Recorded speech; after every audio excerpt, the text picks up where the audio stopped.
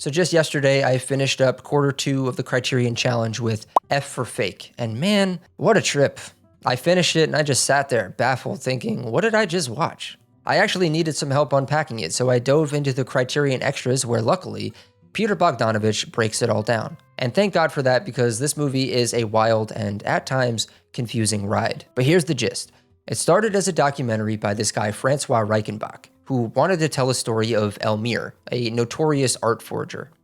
Elmire was infamous for making fake masterpieces in the styles of Picasso, Modigliani, you name it, but he never outright admitted it. And then there's Clifford Irving, who was writing a biography about Elmire, while also, hilariously, being exposed as a fraud himself, because it turns out Irving had faked an autobiography of Howard Hughes. That blew up spectacularly. Howard Hughes publicly denied it, and Reichenbach's documentary kind of fell apart. Enter Orson Welles, who takes this half-finished project, adds his own magic, and turns it into something completely unique.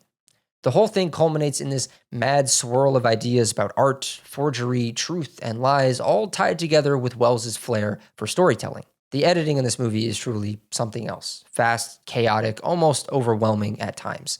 It feels like Welles is daring you to keep up. But that's kind of the point, right? It's all about playing a trick on you, making you question what's real and what even matters about real. It's brilliant, but also kind of exhausting in the best way. What I also love is how Welles reflects on himself here. Like, he brings up the War of the Worlds broadcast.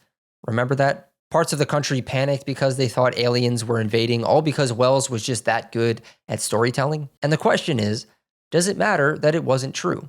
Does it take away from how powerful it was? Same with Elmire. He wasn't just copying paintings, he was making original works in the styles of the greats and passing them off as theirs. So is he less of an artist because he convincingly lied about who made them? Honestly, the movie doesn't give you an answer, and that's kind of why it's so good. But just to go back to the editing for a minute, it's got this rhythm, this groove. It's unlike any documentary I've ever seen. Watching it now, it feels so ahead of its time. Like, how has no one in the YouTube video essay world ripped this off yet? It's perfect for that format. Anyway, F for Fake is such a strange, fascinating film. It doesn't resolve anything, it doesn't wrap things up neatly, and that's exactly the point. It's more about making you sit with these questions. What's real? What's fake?